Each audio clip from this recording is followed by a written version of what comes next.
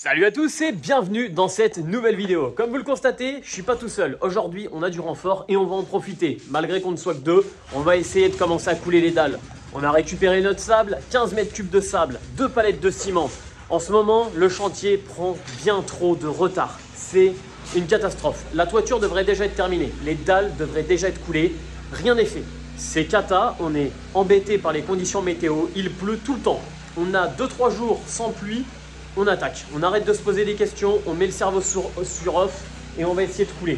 Toute cette vidéo va être dédiée au coulage des dalles. J'espère qu'on aura terminé. 45 mètres carrés dans cette pièce, 35 mètres carrés dans notre pièce et 15 mètres carrés d'entrée. À peu près 95 mètres carrés de dalles à couler. Bref, de quoi se faire la santé, de quoi se faire les bras. Bien sûr, tout ça à l'aide d'une fidèle bétonnière. Ça serait trop gentil de le faire à la toupie. Pour tous ceux qui me demanderaient, mais pourquoi tu le fais à la bétonnière et pourquoi tu ne le fais pas à la toupie? Tout simplement question de coût. La toupie ne passe pas à travers notre porche, le porche est trop bas et il faudrait tout simplement des pompes. On a fait le calcul, ça faisait vraiment des grosses différences de tarifs entre le faire soi-même ou le faire directement avec l'aide d'une toupie. Donc je sais que c'est bien plus de boulot, c'est bien plus physique, mais tant pis, on se motive, on arrête de se poser des questions et puis ça va le faire. Il faut juste là se motiver un petit peu, donc là on attend de lancer la bétonnière et puis c'est parti. J'espère que ça va bien avancer, j'espère que c'est pas une bêtise là de vouloir aller trop vite. On verra, des fois je pense qu'il faut aussi arrêter de trop réfléchir et il faut se mettre à l'action. Bref, de toute façon, vous le verrez ou non si c'était une bonne idée sur cette vidéo. Car au moment où la vidéo se terminera, vous verrez si on a réussi ou non de couler ces dalles. Bon allez, tout de suite, trêve de blabla, on attaque. Bon, pour vous expliquer les étapes, alors, je mets mon niveau laser qui lui va me donner la hauteur définitive de mon béton.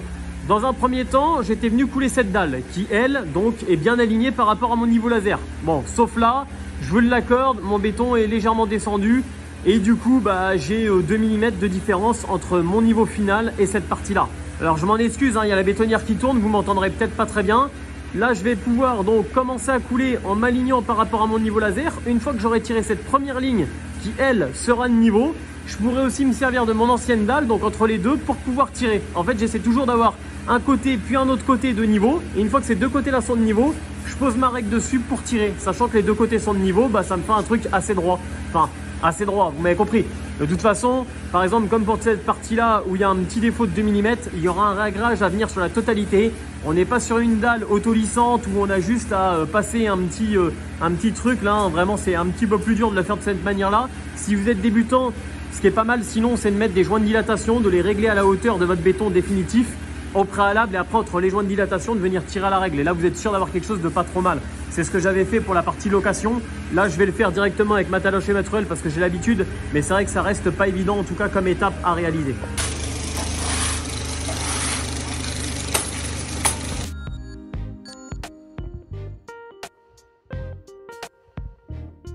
Donc là, voilà ce que ça donne avec une bétonnière. Alors, sachant qu'avec cette bétonnière, je fais du béton assez dur. Qu'est-ce que j'entends par là? Vous le voyez, il n'est pas très liquide. Il se tient bien, c'est vraiment du béton assez dur, quoi. En fait, on ne met pas trop d'eau. Ce que je viens faire après, c'est que je viens donc mettre une autre rangée de béton. Là, je vais venir mettre du béton ici. Donc là, vous voyez cette partie-là, tout ça est aligné en fait par rapport à mon niveau. J'ai regardé aussi par rapport à ma règle. Donc cette partie-ci et cette partie-ci sont complètement planes et sont de niveau. Je vais faire la même chose là-bas. Je vais faire un bourrelet de béton là. Après, je vais faire une rangée de bourrelets de béton ici que je vais régler de niveau. Donc cette rangée-là, je la règle de niveau. Cette rangée-là, je la règle de niveau. Je vais aller à peu près jusqu'où est Mathilde.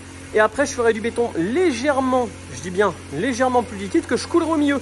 Et l'avantage, c'est que vu que ce tas-là et le tas qui sera juste ici, donc ma bande qui sera là-bas et cette bande-là, elles seront de niveau avec du béton un petit peu plus dur. J'aurai juste à faire glisser ma règle dessus pour tirer le béton un petit peu plus liquide au milieu et puis faire cette première bande. Je reprendrai après une autre bande, j'aurai ce côté-là qui sera de niveau, je referai une bande et j'enchaînerai au fur et à mesure. Je ne sais pas si vous avez tout compris, mais en gros, je vais procéder de cette manière-là pour cette partie-là. Après, bien sûr, en plus, il y aura un réglage, il y a de la colle à carrelage. Donc, même s'il y a quelques micro-défauts, ils seront corrigés par la suite. Mais normalement, si vous regardez cette partie-là, voilà, je viens le talocher. Alors là, il y a quelques petits trous, c'est que j'attends de vraiment fignoler quand j'aurai d'autres bétonnières, mais ça va ressembler à ça.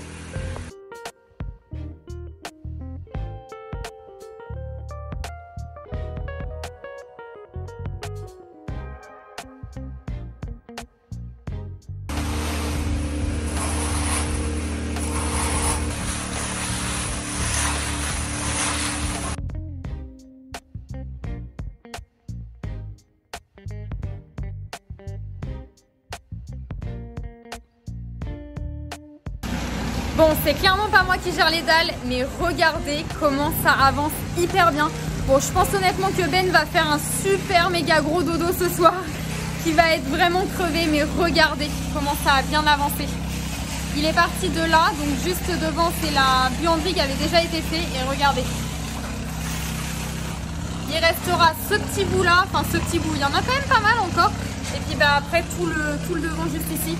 Mais franchement, ça avance hyper bien.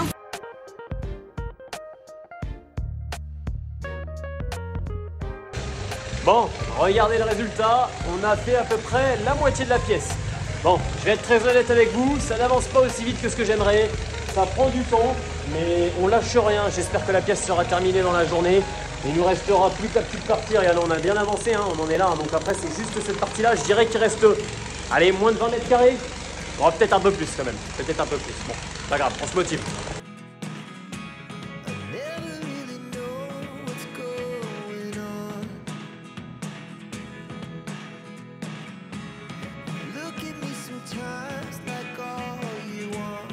Allez, c'est parti, deuxième jour, on continue à couler les dalles, on va attaquer le salon, vous le savez, on a coulé cette partie-là, donc à savoir la partie cuisine, salle à manger. Honnêtement, ça a été assez physique, hein. C'est jamais une partie de plaisir de toute façon de couler à la bétonnière, mais c'est vrai qu'en termes de coût, pour tous ceux qui me demanderaient pourquoi je le réalise de cette manière-là, ça reste 100 fois moins cher. Là, il faut se rendre à l'évidence qu'une bétonnière, enfin une toupie, ne passerait pas par notre porche, donc on aura absolument besoin de faire appel à des pompes. Et le devis est complètement explosé, hein. Quand on rajoute les tuyaux, quand on rajoute tout ça, ça augmente vraiment donc, le coût de couler les dalles de cette manière-là. Donc c'est pour ça qu'on opte pour les couler donc, directement à la bétonnière. Mais c'est vrai que par contre physiquement ça reste compliqué. Et ça reste aussi très usant dans le sens où là j'avais les genoux qui baignaient un petit peu dans le béton toute la journée en tirant. Et mes genoux ont littéralement été mangés par le béton. Donc là je me suis fait des petites protections de fortune. J'ai tout simplement mis des chaussettes, mis du cellophane, un peu comme un jambon. J'ai tout ficelé cela car j'avais les genoux vraiment en feu, ils sont brûlés. C'est vraiment cata. Donc là j'espère que pour tirer ça va aller. Et puis on va essayer d'avancer au maximum. Donc 35 mètres carrés à couler. Si on est chaud, peut-être qu'on essaiera même d'attaquer l'entrée. On va voir, on lâche rien. Et en tout cas, des belles étapes qui se réalisent, qui avancent plutôt bien. Comme grosse étape, après on pourra continuer sur la toiture. Et une fois que les toitures et une fois que les dalles seront coulées, après, comme diraient les Anglais, finger in the nose. Le reste sera super simple. Pourquoi tu rigoles? Parce que je me prends les pieds dans tout ça là. Que des bêtises, comme d'habitude madame. Mais c'est pas grave. Oh là là, regarde, non, c'est pas possible. Voilà, elle a tout fait tomber. Bon, c'est pas grave. Allez, je vous pose sur le trépied, on met le time-lapse et on essaie de couler tout ça.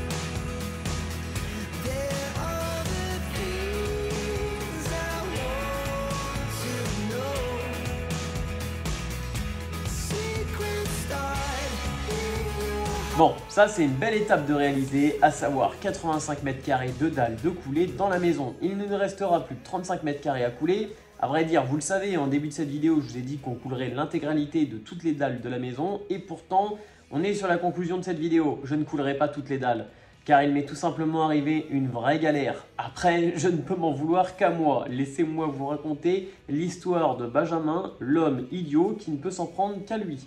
Oui, au moment de couler la deuxième dalle, à savoir le salon, j'ai tout simplement installé mon niveau laser. Et il m'a semblé être une bonne idée de colère de mettre un coup de pied dans ce niveau laser.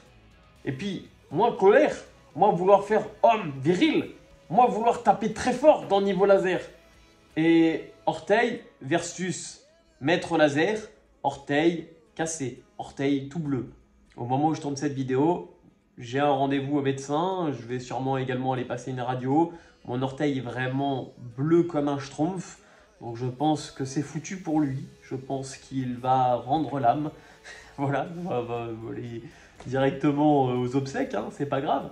Mais ce que je peux vous en dire, portez des EPI. Pour ma part, d'habitude j'en porte. Là, je n'en avais pas car pour couler les dalles, je voulais pas salir mes chaussures de sécurité que j'utilise tous les jours. Donc j'avais pris les vieilles baskets. Et quelle idée idiote d'avoir mis un coup de pied dans ce niveau laser. Bon, je peux m'en vouloir qu'à moi. J'espère que les vidéos ne prendront pas trop de retard, en tout cas sur la chaîne YouTube. Merci quand même d'avoir suivi cette vidéo. On va essayer de prendre un petit peu de repos. On m'a parlé de 2-3 semaines. Donc là, je verrai ce que le médecin va me dire en termes de durée de pause que je devrais un petit peu prendre. Après, je vais voir. Je vais quand même essayer de travailler sur certaines choses où j'aurai pas trop besoin de mes jambes. Des trucs où je peux être, je sais pas, je vais trouver, mais je vais pas arrêter pendant 3 semaines, c'est pas possible, sinon le chantier va prendre bien trop de retard. Mais en tout cas, voilà, c'est sur ça que j'arrêterai cette conclusion de vidéo. Ne tapez pas dans vos mètres laser, c'est pas cool.